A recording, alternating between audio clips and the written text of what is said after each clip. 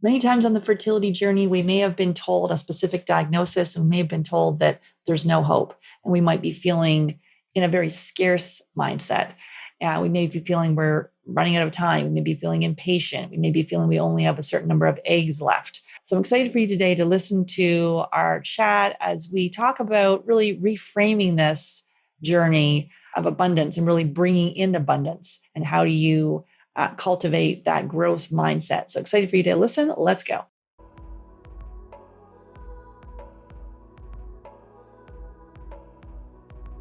Hey, Sam, excited to have you back on the podcast. Thanks for having me. Awesome. Today we're digging into abundance, and we're going to speak about it from a number of different angles. But we see this a lot with people on the fertility journey, where clients come to us either like the fertility industry in itself is really creating this very contracted panic. Like, we see a lot of people similar to myself, like super impatient. And then the fertility industry is like, you only have that one egg. You are running out of time. You better rush. Like I had someone tell me the other day that they've been told they would be doing a very aggressive IVF. And it was like a 5% chance of it working, but an aggressive IVF. And when, that is the opposite of bringing our child into our life to really take us out of that, that sympathetic state into the parasympathetic, the rest and digest. And otherwise, we're in that fight or flight, and we're all up here panicking that we're running out of time. We have no eggs left, and that it's going to cost all this money. And there is obviously some investment of money, and there could be some truth in that in some of these things, right? With the chrono, there's the age, the money. This is expensive, and things like that. But it is so today we're going to talk about how to cultivate this abundance mindset. Because if you start going down that nasty little road of thinking all these, the sky is falling and all these things are going to happen, you take yourself off track. And I have done this many times in my life where, there's a problem I'm trying to solve. And then I'll be like, oh, I'm going to go over here. I'm going to go over there. Instead of just like taking the time, trusting it's really trusting the process and then digging in a little deeper. I do believe in the tweak. Instead of, many people come to us with making all these changes and they're like, well, what is your program going to do? I've already made all these changes. So it's not completely overhauling everything they're doing. It's the tweak in all the different areas and trusting the process of that. So from an abundance mindset, what's your take? Yeah, I think abundance is so important, but it's also very difficult to get to, especially if you have gotten that scarcity message from your REs or whoever is supporting you on your fertility journey before you came to work with a team like ours. So you hear like, this is your last chance. You've only got these many eggs left. You've got to get on the next cycle. And what I love is like when you share that, immediately two different clients come up to mind for me. One that she was working with us for a while, goes in to get new blood work, and her RE is like, we have to do an IVF round now, like it has to happen immediately. And her partner decided to try it home and they got pregnant. And then another couple, she had this similar situation of like, oh, you only have one ovary, like, all of this limiting belief. And she's like, you know what, she dedicated to this mindset work. She dedicated to abundance work. And when she went in to do the final testing before her next round of IVF, she was pregnant. And so to me, those are both great examples of how when you take that scarcity mindset that someone else is projecting on you and you decide to go a different way and believe in abundance, believe that your baby is coming, believe that your body can get pregnant and carry a baby to term, magical things can happen. But it is very difficult because you're constantly being fed all of this other information. If you're in support groups, there'll be that negative person, there'll be that scarcity mindset. There'll be the person that says, you've got a 1% chance. I remember when I was told, by an RE, you've got a 1% chance of ever getting pregnant on your own. It's like, okay, cool. Well, guess what? There's a 1% chance, And so it's really being able to say like, okay, how can I continue to believe that this is going to happen? And like, I love the quote from Henry Ford, whether you think you can or you think you can't, you're right. And what that really is saying is like, if you really think that that's not going to happen, you're going to self-sabotage. You're going to bring things into your life that are going to prevent that from happening. You're going to eat the food that causes inflammation. You're going to forget to take your supplements. You're going to stay up till 2 or 3 or 4 a.m. But if you believe that you can do this, then you're going to recognize that every small action you take, even if it's imperfect, is getting you closer to your baby. Absolutely. Yeah. And it's that self-awareness piece, which takes time to recognize that, because a lot of times we're on that automatic pilot.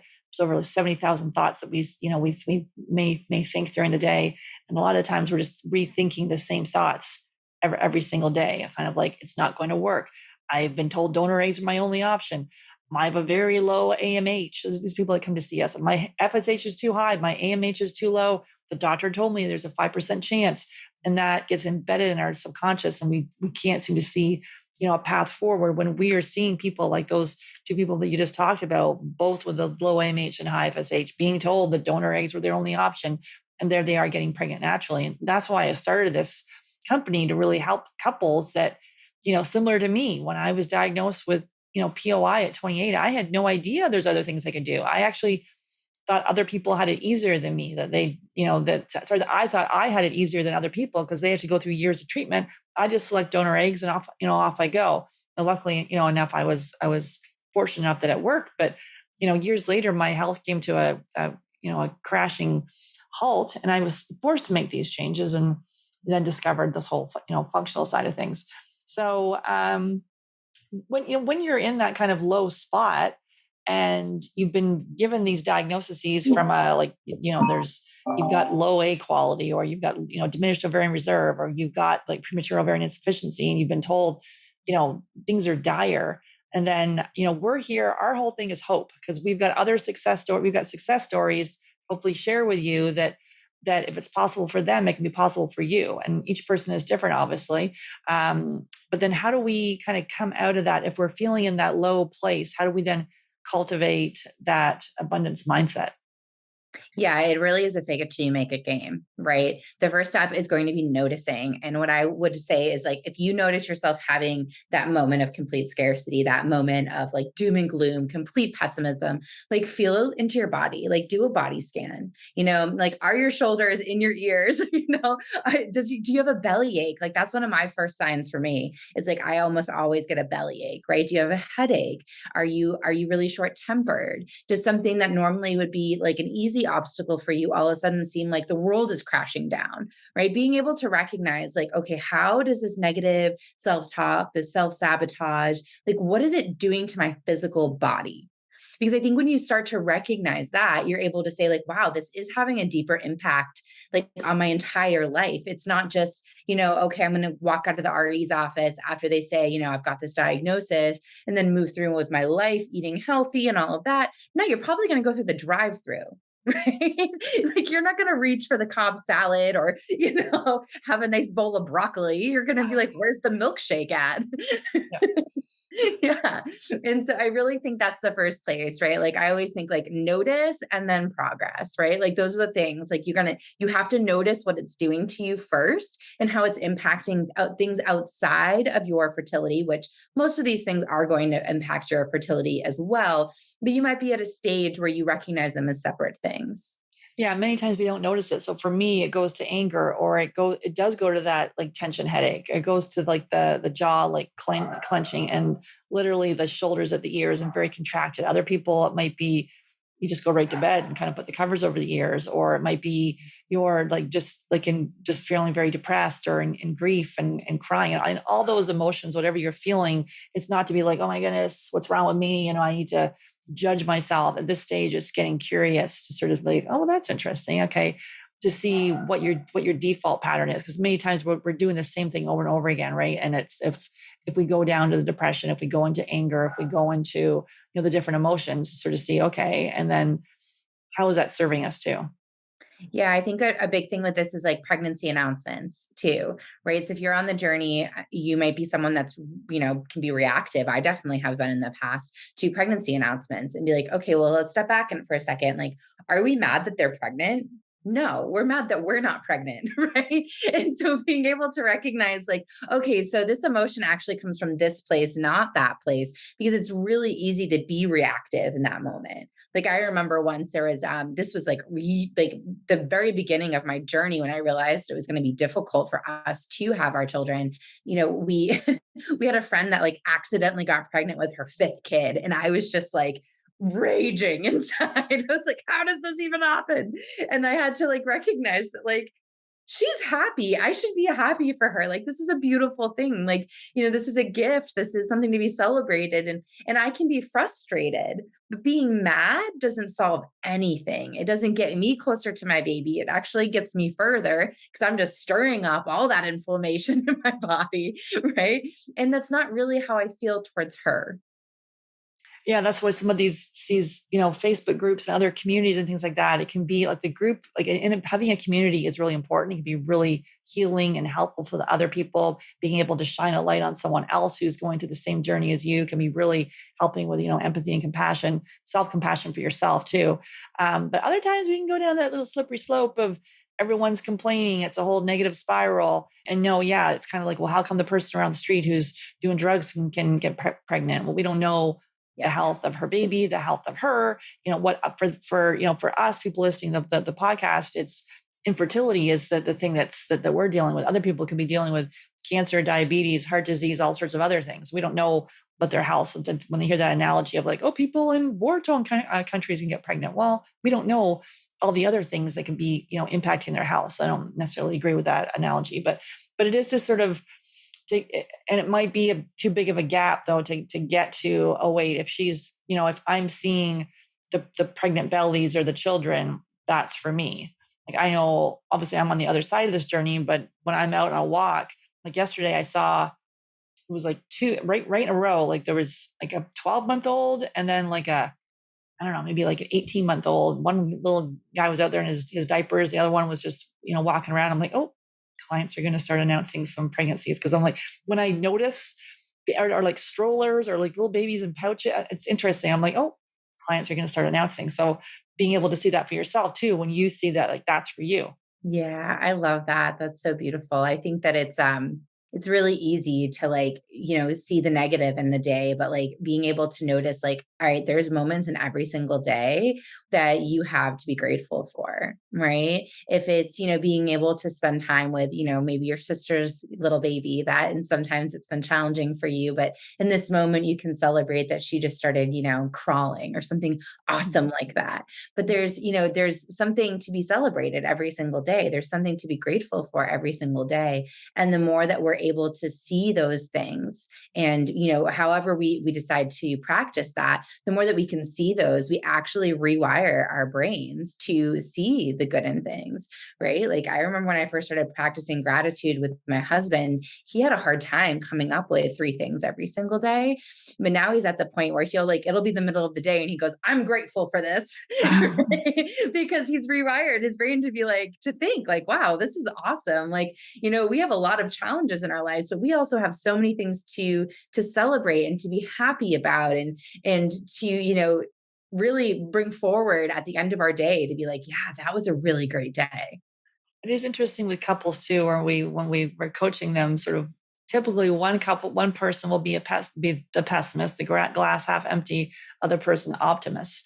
I don't know. I don't normally see two optimists together, and I didn't normally see two pessimists together. Although I do consider my husband and I more both optimists. Although I'm probably more like on the scale of optimism. I'm probably more optimistic than him. I'm like, okay, let's fix. Like we're gonna, it's gonna make it happen. Whatever's going on. I'm like, okay, well, blah. And he might be like, oh, and he may give up a little bit, but in general, he wakes up optimistic. What's your take there on that piece? I love that. So I do think that's an opposites attract thing. I think pessimists are drawn to optimists and vice versa. And I think the longer you're together, the closer you get to both of you, I really do believe that because I've seen it in our couples. I've seen it in my relationship. I've seen it with the people I surround myself now with, right? Like the majority of the people in my life are optimists. Mhm. It actually drains me to be around pessimists. Yeah. And so I'm just like, I might love you, but like we've got a limited time frame where we can be together. And I think that that's really an important learning curve as, growing into your truest self. Like my husband didn't believe that his dream job was possible. And he is as close as I think he'll ever get to it. And he's just like, how did this happen? Like, how did I get here? And it's just like, you made it happen.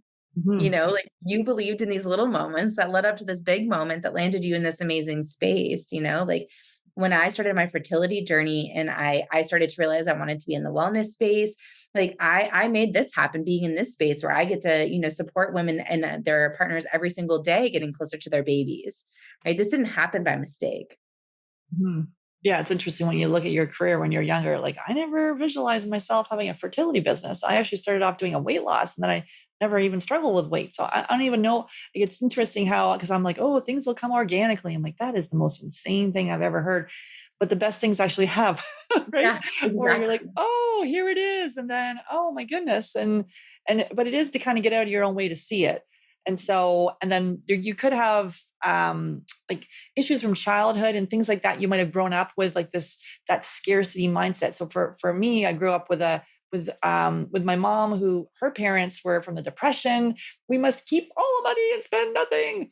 And my dad, although he's from England and grew up in the war there, like literally his dad was on on the beaches of Normandy. And my family is very tall, and he was his dad was, well, my grandfather, I'm very tall, and they were all wading into off the beaches there on D-Day, not D-Day, but on Dunkirk. They were wading into the water, and my grandfather was like 6'3", and that's when everyone had their cigarettes, and his cigarettes were on his top pocket, and they were dry because everyone else's were wet. So he was the big hero there to give everyone their cigarette. But so they grew up in a war, like in England in the war, but they also wanted to like shower my dad with all these presents and gifts. And it was always, even though they didn't have a lot, it was like, our Alan, they always say our Alan, he got everything. So and so he always wants to like give everything and very generous, but then it's like everything that comes in, it could be spent. So he, entrepreneur, had like very like really big highs and really big lows, throughout his time. And so this is two different money mindset pieces too, around scarcity and abundance. And so I kind of got a bunch of like a mixture of the two of them going, where I'm like, I deserve it all. And then I'm like, oh, then I may, not hold on to it. And so it's like interesting on that piece too, right? Around abundance with money, with time. And in this state, obviously with the fertility journey, being able, if other people are around you having it, you can have it too. What's your take?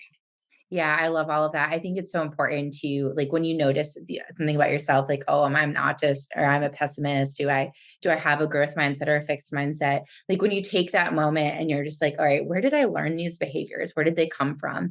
Like I have been a chronic optimist my whole life because I grew up around a slew of pessimists. And Mm. I was just like not accepting this, right?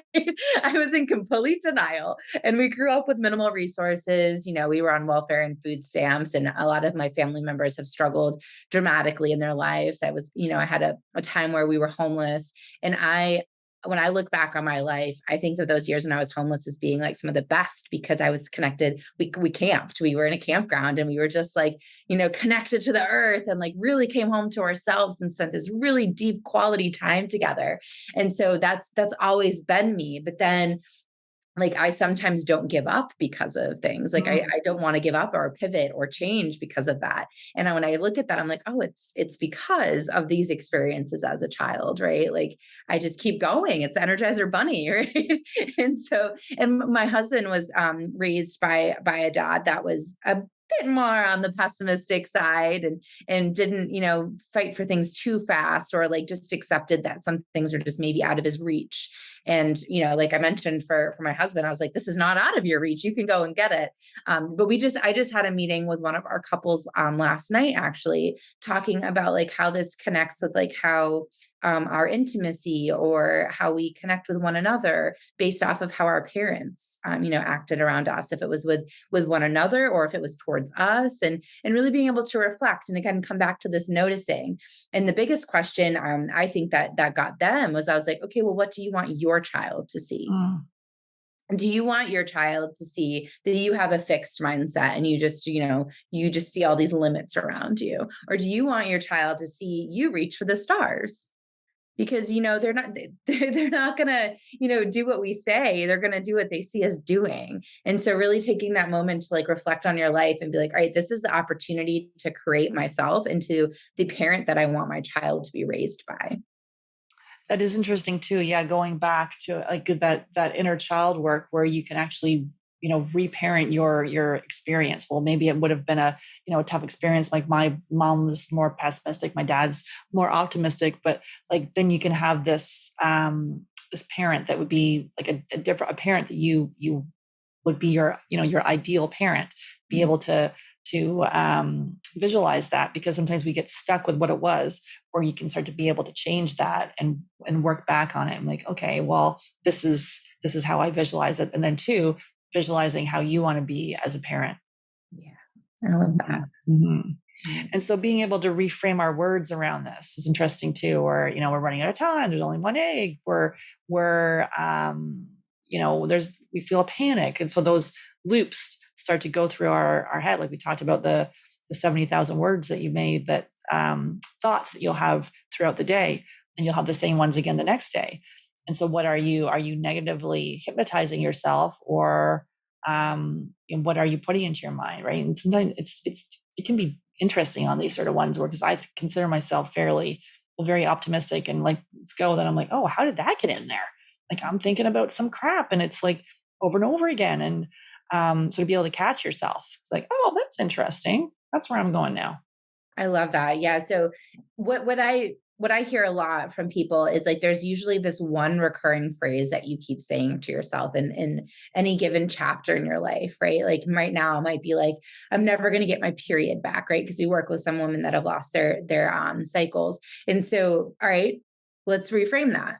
Like I'm working towards restoring my period. My body is capable of healing. I am supporting my body every day. Being able to recognize like what is that recurring message that I'm hearing. And sometimes you can't even hear it, but maybe your partner can, or maybe, a fertility coach can. They'll hear it for you and be like, okay, but how can we say that differently? And it might be so uncomfortable that you need to like post it all over your house. Right. Maybe you get your cycle back and you're so terrified that it's going to leave again. It's like, okay, great. So we need to just believe that it's going to stay. And if that isn't, if you can't do that organically for yourself, which is difficult, then put it all around you. Tell your partner, like, remind me this, right? Because when you begin to remember it and begin to say it again and again and again, you're making space for that instead of stressing your body out, right? Like how many of us as teenagers ended up with a delayed period because we were so stressed out about something and then stressed it wasn't coming, right? Like it's this vicious cycle. But when we actually like just chill out, she shows up, right? And so I really believe that this is definitely a tricky part, like reframing your words. But maybe you journal it out. Maybe you're like, all right, this is the phrase that I keep saying, or this is what I keep thinking, and being like, let me write a different story for myself. And even in sex ed class, like seeing that I had a girls' weekend on last weekend, and we were talking about, remember in grade 7 when they showed us that video of the baby being born with all the blood? And we were all like, all of us still remember that video. I don't know if they're still showing something like that. Like it like Yeah. horrified us. And we're like, oh my God, never. And so there could be some fear, there could be some apprehension, there could be some trauma like locked in there from like, oh my goodness, this is going to be really painful, and there's going to be a bloodbath, and it's going to be, or it could be, the world's not safe right now with all the things going on. So all those different things we have, either if we might have experienced a traumatic birth for our first child and we've got secondary infertility, or, with trying to have the second one, and maybe there's trauma there. So it's recognizing sort of some of those thoughts that you may have. And that does come up. We have EFT, so emotional freedom technique, is part of our one of our referral partners as part of our program. And and the theme when we're speaking with her, it's safety, like safety for us, safety for our children, safe in our bodies, to be able to conceive. And we may not even know that's the case. And so we're just kind of stuck.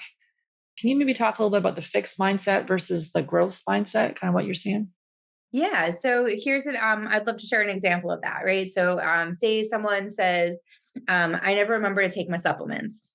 I would say back to them, okay, so how can we say that differently so that you feel like you want to? Because when you say I never remember to take my supplements, you're self-sabotaging. You're saying like that's not something I can do. I'm not capable of that.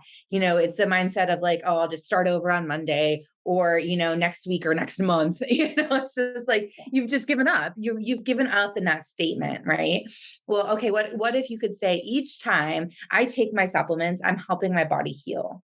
Because taking supplements, if this is new to you, it's a challenge. It's something that you're going to progress towards getting better at. It's not going to happen overnight. For some people, it does, and lucky them. I definitely wasn't one of them, right? It took me time, and it was like, okay, let me start with one. Let me start with two. Let me just recognize, like, oh, hey, I'm in the kitchen. I'm remembering. This is awesome. I'm getting closer to my baby, right? Instead, celebrating those moments instead of beating yourself up for not being perfect. Because what even is perfect? We're not striving for perfect. We're striving for perfection. I mean, we're striving for progress, not perfection. We're going to, look for these little changes that we've made over time because they're going to compound and they're going to help your body heal. But if you just stress out about not taking your omegas, you're just going to cause inflammation anyways. Yeah, and that perfectionist piece is a theme we see with our couples, right? Where it's like, oh my goodness, I've got to do all of this perfect. And there is a number of things when we start with the program, right? We're making some changes. Most people that come to see us have already made significant change, but we're asking you to dig deeper and to look at all areas of all areas of your life. And so the perfectionist piece can pop up, and people kind of like they think it might be a strength. Where perfectionism, that is just like like stress on you to try to make things perfect where it'll never be perfect. Like done is better than perfect. Get going like this, and it kind of hiding behind it, right? That, oh, I got to make it perfect. Then we don't start, and then we get overwhelmed, or we stop, we self-sabotage. And so it's to be able to catch yourself if you're finding if perfectionism is something for you. Yeah. Um, and so, yeah, that's not something that I personally deal with. I'm like, I think all of us have a certain amount where you want to like produce good work and do things of a high quality, but as far as I'd rather I believe in the done is better than perfect thing. And so for the supplements, yeah, if you were supposed to do them 3 times a day and you did them in the morning, okay, I'll do better again the next day. Yep. Sometimes people are like, "Uh-oh, I'm done," or like, "Oops." In the very beginning, like I've been eating you have celiac, but like I've been eating gluten free for like 12 years. I know way longer. In the beginning, I literally probably gluten myself unintentionally, like all the time. I'd be having fries that were coated in flour, and then I'd be like, "Oh my goodness!" But I'd start again and start again. It took me a while to be like, "Oh, okay." First of all, what are the foods that potentially could be getting in and causing inflammation? But I kept going. And so we see a lot of people like you turn around before, like you're in the coal mine there chopping, hacking away, and you turn around before you get to the gold, because it can get messy in there. It can get tough. You start basically you're second guessing yourself and not trusting the process, Yeah. which you're not trusting yourself. No, exactly. I mean, I know for me, there's been a few supplements I've been on recently that I have to take them by a certain time in the day because they have B vitamins in them. It's like a compounded, like a group of them, and B vitamins are super stimulating for me, and so I can't take them after a certain time of the day. And so I had this pattern of being like forgetting to take that second dose of it, and I was like, all right, well, you can't take it just now. Like I could do with almost any other supplement, right? I was just like, oh, I remember now. I can take it now. So instead of being upset with myself, I'm like, okay, what is the challenge here? And it was that I was eating breakfast a little later, and therefore I was eating lunch a little later. And then I was kind of rushing through lunch. And so I forgot. And so instead of being mad at myself or, just giving up, I worked backwards to find the solution. And I know that all of our fertility coaches do this with our folks here. Like, okay, so getting to bed at 10 has not happened. Okay, so let's rebuild this goal. Maybe we try to get to bed at 9. I mean, no, sorry, 11. I'm going backwards here. Maybe we try to go to bed at 11, or maybe we try to just take 15 minutes difference each day or each week, like little goals that feel more manageable for you. Instead of just being like, all right, I'm going to jump in cold turkey to this massive goal. Well, this goal didn't work for you, and that's okay. It doesn't mean you failed. It just means we have to create it differently to get you to that end goal. Yeah, because if you're going to bed at 1 a.m. and we're be like, I want you to start going to bed at 10, like you may last for a week, and then you'll be like, forget that, and you slip back into the old pattern. So it's easier to do smaller change increments. And next thing you know, like, oh, now I feel tired at 10, 10, 10:30 because reacclimating with your body. Okay, learning something new. Yeah. So this one's fun because you might not think about it when you're thinking about abundance, right? It really doesn't come in at the same time. But when you're learning something new, you have to have patience. You have to know that progress comes first, right? That you're going to notice where you're struggling and adjust and figure out how to learn new parts of it. I remember the first time I was teaching myself how to crochet. Like, I didn't start with a sweater. I started with like a line, like a washcloth, right? And then I moved up to a hat, these little transitions. And so when you are learning something new, you're putting yourself in that abundance mindset. And so then you'll be able to notice and feel it, and you might have those frustrating moments. But again, that's like, it's a smaller version of this bigger thing you're going through. So if your fertility journey is the big one, then maybe, learning to play the ukulele is your little one, right? And so it should be something that sparks joy in you and that is exciting for you. So like, I can't choose it for you, but the whole idea of it is to show you like those different feelings of that growth mindset, of that abundance mindset, of like, wow, this is challenging. Wow, this is difficult. Let me figure out how I can do it. Let me watch this video. Maybe I need a different teacher. With crocheting, I had to find, someone that could teach left-handed crocheting, right? It like took a while. I learned that like just reading it didn't work. I needed a video. It was a learning process. And so I really encourage people to do that, because not only is it going to spark that joy, which might be depleted on this journey, it's also going to teach you to notice these different changes in your emotions. Yeah, and to show compassion for yourself as you're learning it right now. Like, oh my goodness, why don't you know this? You should know how to crochet an entire wardrobe. The thought of doing that, my crocheting and my sewing skills are next to nothing. But yeah, to have that on that creative side too, right? And so wherever and sometimes people think for creativity, we need to do scrapbooking or we need to do music or things like that, but it can be like appreciating beauty. Like for me, like going to art galleries, or I like museums. And we were in a city on the weekend a couple weekends ago. And my husband's like, let's go into churches. He's like, I love churches. We were looking at stained glass and things like that. So admiring things. So I like that kind of like the new thing would be going somewhere new. Yeah, I For love me. that. I think that's great. We had a couple a while back that we worked with that was really trying to break up their date nights had been revolving around food and booze, and they really wanted to change that. And so what they ended up doing was setting goals around non-food or drink date nights. And what that looked like was like kayaking and hiking and learning all these different outdoor activities together, right? Like exploring this new park, going on a picnic. And it just brought so much joy. It showed them their city in a whole new light. And, just was really exciting, right? Which also is going to help with your intimacy. And so it fed them from one goal of just trying to move away from restaurants that were not serving their bodies and alcohol that was causing inflammation for both of them. Instead of seeing that as like, oh, that means we don't get our date nights anymore, they decided to pivot it into a whole new activity that really, fed their brains and got them happy. Yeah, because it's interesting our society, right? As to getting together, especially after the last 2 years, you might have been cooped up, and now everyone's like, "Well, we're getting to parties and we're going out for dinners and all this sort of stuff." I'm like, but there's other ways we can get together. Just last week, I was like, how come everything in person I'm getting together with, I've got to eat, and I have to like, if I'm drinking, I'm like, what is with this? It was interesting where I'm like, every single my gathering, I'm like, I like getting together with friends and going for a walk or like doing something different, right? And experiencing something, because it's not all about like eating and eating. I'm like, how much food can one person eat?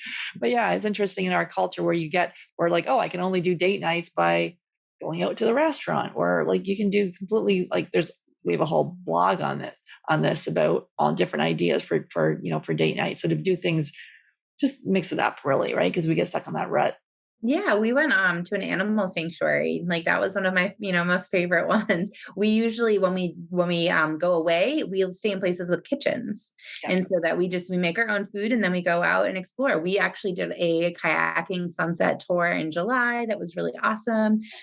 When also in July we got kayaks a separate time and like went to a private beach. It's like there's all these fun opportunities that you can create, these moments, these memories that'll last forever that you're not going to get if you stay in your fixed mindset.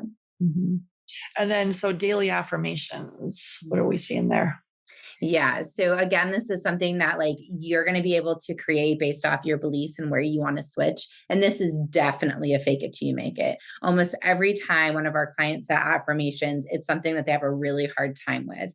Like worthiness is a big one. And so one that I know many of our people have plastered all over their houses is I'm worthy of becoming a mom.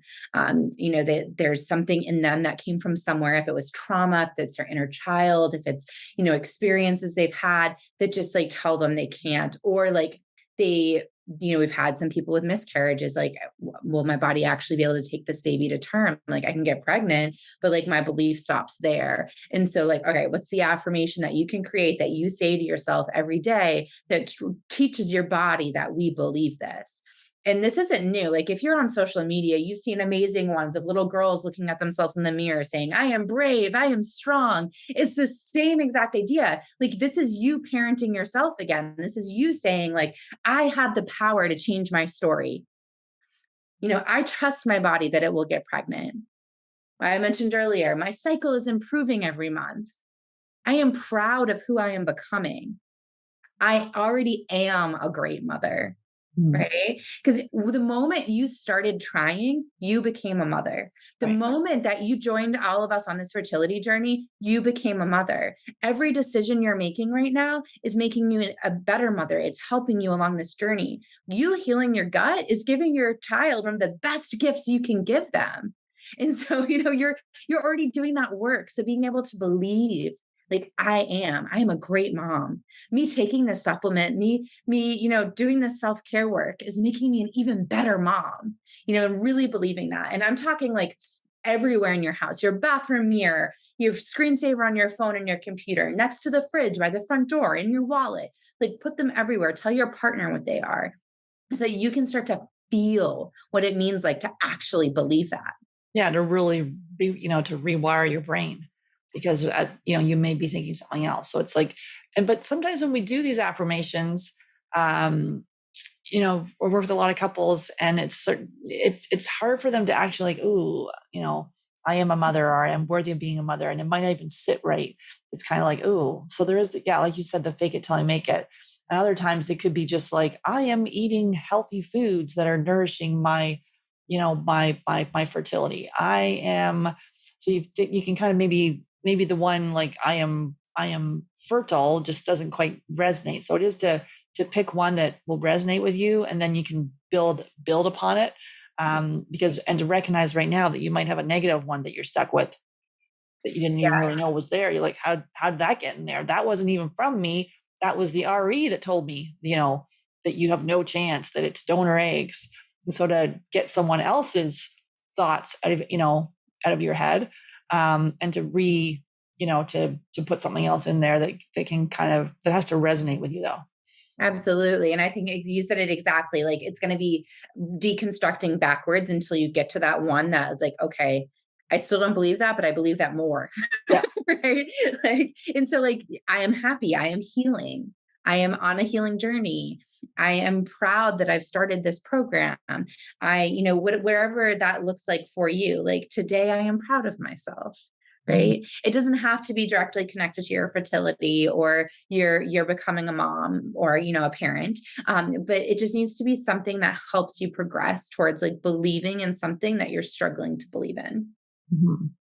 And then as you do the work back with like looking, not to say that we've got all keep going back to the childhood, but some of that childhood trauma and beliefs that you might have taken from your parents that no longer serve you, you can start to to rewire that and to reparent yourself. And then that worthiness piece of whatever it may be with a scarcity piece of things, or the impatience, the frustration, the, whatever anxiety, depression, things that you may have taken from your parents, right? That, you don't even know that was the case. So being able to look at that and go, oh, that's interesting. I wasn't born anxious, Yeah, you know? exactly. And be like, and there's no judgment in these feelings, right? Like whatever you're feeling, it's like, okay, so there's a reason I'm feeling it. I don't really know why, but what can I do about it? Right. And like I think we see the most frequently is that you're worthy and that you are enough. And almost every single person, I mean, I don't even want to say almost, like every single person that has come to us and they feel like it's never going to happen, we can tell them a story about someone that had 10 zillion more problems or struggles or obstacles or, things against them that made it happen. Mhm. Like we see this with money. I was like, okay, well, guess what? Like we've seen people that were really struggling with money, you know, decide that they were going to choose a different path and figure out how to make things work and look where they are now. Or with time, being able to be like, oh, wait a second, I saw this person that was working 80 hours a week start to figure out how to be home for dinner. Right. And your age is not usually an obstacle. It's in your head because that's what culture has taught you. Right. Or your numbers, low AMH, high FSH, like we can tell you stories. We had one woman with one ovary, like we can tell you of all these stories of people that have, overcome this because they believed it.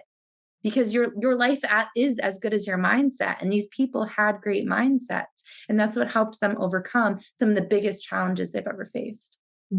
Yeah, because otherwise it is, I keep saying like that, like we can't do the work for you. We've, we've come here in sort of our dark night of the soul and have made these changes. And then now, want to help others because we're like, wait a minute, once you discover this, you start a podcast and you have to kind of spread the word because it's like, don't other people know this? Why have why does your RE or your OBGYN, why do they tell you the only option is IVF or donor eggs or medicated cycles, and no one's even saying. And when you ask them diet and lifestyle changes, they're like, nah, that doesn't matter. Although a few are starting to say, oh, maybe it matters a little bit, but really no, you've got to rush to that IVF. I So yeah. I can share that I fired 3 REs that didn't believe in lifestyle changes, and I have 4 chronic illnesses that are directly connected to lifestyle, and that is known. Like there's plenty of doctors that support that, and I was really blown away by that, and I was just like, okay, so this isn't the journey for me because you're probably not even going to find the right conventional treatment for me because you're not seeing me as a whole human. You're not recognizing that like IVF medications will make my body into a fireball. And putting an embryo right into that is not going to work. And finding the doctor that's like, hey, maybe we should be on some omegas, and maybe we should look at prenatals that have methylated B because we know you have the MTHFR gene. Like if IVF is part of your story, there are REs out there that will think like us, right? And Mhm. see you as a whole person, and you deserve that type of care.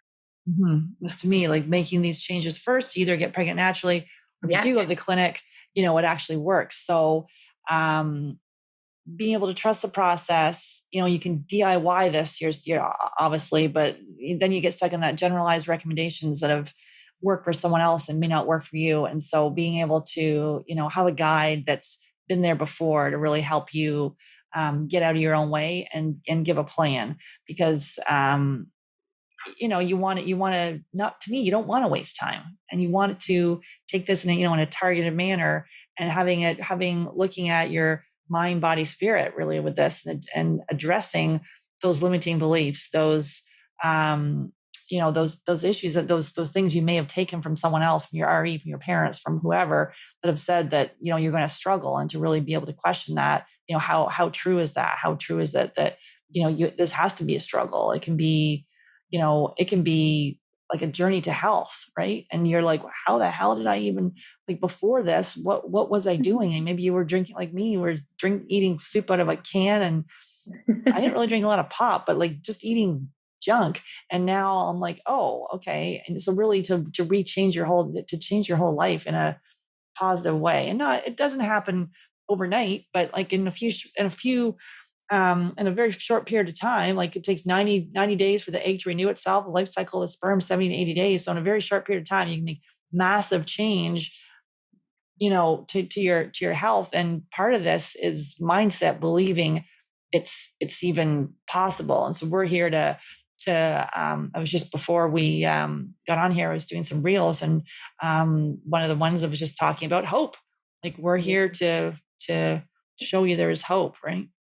Yeah, 100%. And I think that's what's so unique about our program and so important is that when you have that negative mindset day, you have us. We're there for you. We're not judging you. We're not here to say like, "Oh, get over it."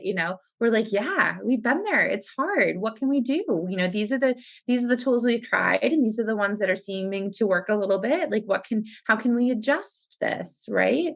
Like that's a huge part of our work. We're not just taking the tests and getting these protocols done. We're actually supporting you on implementing all of the goals and growing your mindset and really understanding like, all right, why do I feel that I have to be perfect to get anywhere, right? Like this is a huge part of it. It's not just about like, oh, what do I eat to get pregnant? It's like, how do I believe that I deserve to get pregnant? Mhm. Any final thoughts on this, Sam? No, yeah, I really think that you need to remember that you're enough and that you're worthy of your baby Mhm. and you're not alone. And definitely that you don't have to do anything perfectly. You just have to be willing to do it. I love it. You always make me cry. Oh, awesome. Thank you. Thank you.